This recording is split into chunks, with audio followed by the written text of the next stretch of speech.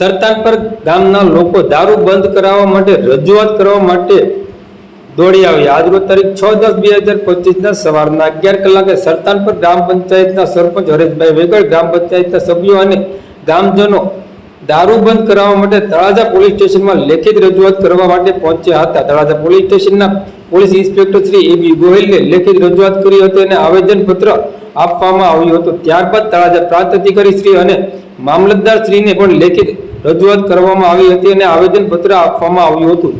સરતાનપર બંદર ગામે 2 ઓક્ટોબરના રોજ મામલતદાર શ્રીના અધ્યક્ષસ્થાને ગ્રામ સભા યોજાઈ હતી, જેમાં દારૂનો મુદ્દો ગામજનો દ્વારા ઉઠાવવામાં આવ્યો હતો. સરતાનપર બંદરના સરપંચ હરેશભાઈ વેગડે દારૂબંધી ના મામલે અગાઉ પણ એક વિડીયો સોશિયલ મીડિયામાં જાહેર કર્યો હતો. ગુજરાતમાં આમ તો દારૂબંધી છે, છતાં પણ બેફામ રીતે દારૂ વેચવામાં આવે છે. સરતાનપર બંદર ગામે 700 જેટલી મહિલાઓ દારૂના લીધે વિધવા થઈ હોવાનું સરપંચ હરેશભાઈ વેગડ દ્વારા જણાવવામાં આવ્યું હતું. સાથે સાથે એવું પણ તેમણે જણાવ્યું હતું કે 35 વર્ષથી નીચેની મહિલાઓ પણ વિધવાઓ થઈ છે, જેને લઈને ગ્રામ પંચાયતના સરપંચ હરેશભાઈ વેગડ તેમજ ગ્રામ પંચાયતના સભ્યો અને ગામજનો લેખિત રજૂઆત કરવા માટે તળાજા પોલીસ અધિકારી અને પ્રાંત અધિકારી અને મામલતદારને રજૂઆત કરવા માટે તળાજા ખાતે પહોંચ્યા હતા. ત્યારબાદ તેઓ કલેક્ટર શ્રી અને એસપી કચેરીએ પણ રજૂઆત કરવા પહોંચ્યા હોવાનું જણાવવામાં આવ્યું હતું. દેશી દારૂને લીધે સરતાનપર બંદરનું યુવાધન બરબાદ થઈ રહ્યું હોય તેવું પણ હરેશભાઈ વેગડ દ્વારા જણાવવામાં આવ્યું હતું. તાત્કાલિક દારૂબંધી કરવામાં આવે અને યુવાધન બરબાદ થતું બચાવવા માટે યોગ્ય નિર્ણય લેવામાં આવે તેવું હરેશભાઈ વેગડ દ્વારા જણાવવામાં આવ્યું હતું. તમને એવું લાગતું હોય, જો તમને એવું લાગતું હોય કે આ જે લોકો હોય એ બધા માથાભારે તત્વો હોય, બરોબર? તમને એવું લાગતું હોય કે મારા ઉપર અમે રજૂઆતના આધારે અમને એ કરશે, અમને એ લોકો હેરાન કરશે, તો તમે મને ગુપ્ત નામ આપો, વાંધો નહીં, ગુપ્ત નામ તમે આપો, આપણે એના 100% ખ્યાલ કરશું. ખ્યાલ શું કરે, નાબૂદ જ કરવું પડે, સવાલ જ નથી. આ દૂષણ ખરાબ છે, બરાબર? અમારે ગાંધી જન્મ જયંતિ 2 તારીખે ગામ સભાનું જે આયોજન હતું, એમને દારૂનો મોટો પ્રશ્ન છે અમારા સરથાલ ગામની.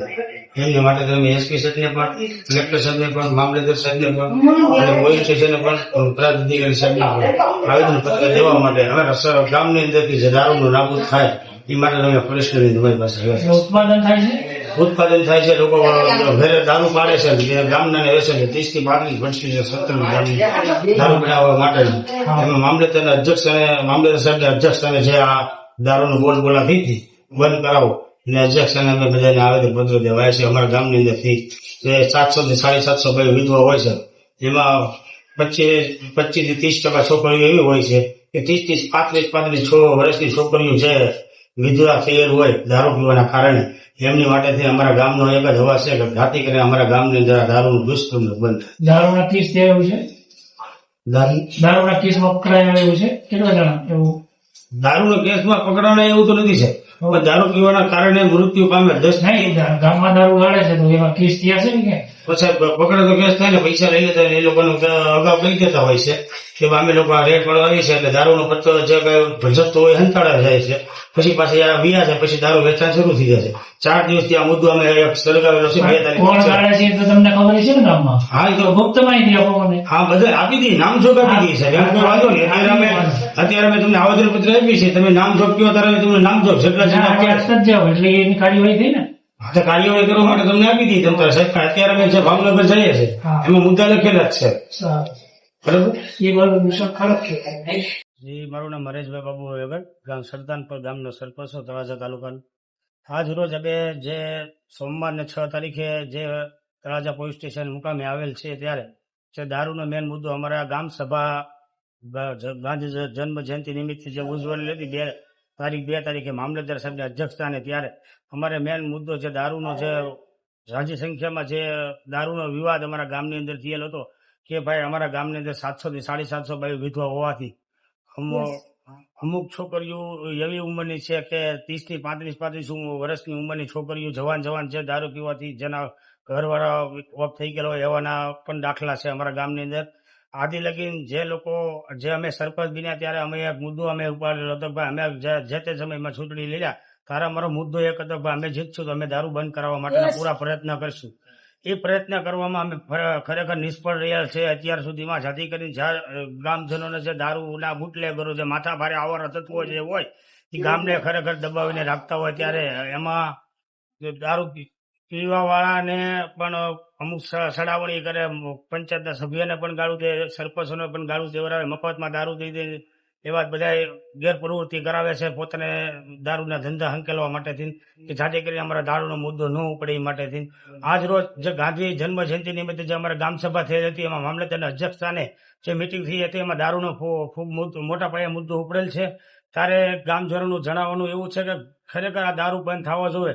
દારૂ બંધ કરવા માટે ગામજનો બધા જાહેરમાં આવવા માટે પણ તૈયાર છે, પણ જે દારૂના આવારા તત્વોને બુટલેગરોથી જે બી ને આવી શકતા નથી એમની માટે થઈને હવે ગામના જે આ બહેનો છે બધી જે કઈ આવી છે એ બધાના મનની જે પીડા હોય એ પીડા વાક્ય કરીને તમે જે લોકો જાણો તમને જાણવા મળે ખરેખર સરતનપર ગામની હાલત કોને શું છે. કોને તમે આ આવેદન પત્ર અમે અત્યારે પેલું મુહૂર્ત કર્યું છે તળાજા પોલીસ સ્ટેશનમાં, આથી જવાના છે મામલતદાર સાહેબ કચેરીમાં, ત્યાંથી જવાનું છે અમે કલેક્ટર સાહેબ ઓફિસ છે ભાવનગર અને એસપી સાહેબ ભાવનગર, 4 જગ્યાએ અમારે આવેદન પત્ર દેવાના છે. આજે અમારા સરતનપર ગામનો જે દારૂનો મેન પ્રશ્ન છે અને આ ખરેખર શરમજનક વાત હોવી જોઈએ કે 700 થી 750 બાયું જે વિધવા હોય આ વિધવા બહેનો શા કારણે બની છે? શા કારણે એમાં છે 50% ઉંમર લાયક છે અને 30 થી 35% જે છોકરીઓ જે ઉંમર લાયક નથી.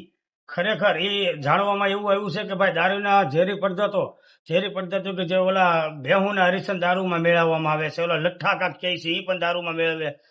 અત્યારનો દારૂ 24 કલાકે હાથો તમે કયો એવો ઓલા ભેહુના હરિસન નાખીને હાથો આવી જાય, એક જ કોથળી માણસ પીવે તો બે ભાનમાં થઈ જાય એવી હાલત થઈ જાય છે. અને બાઈઓ માટે જે દાડીઓ કરીને આવે પૈસા દે તો ભલે ન દે તો ભલે પડાને પૈસા લૂંટી લે છે દારૂ પીવા માટેથી.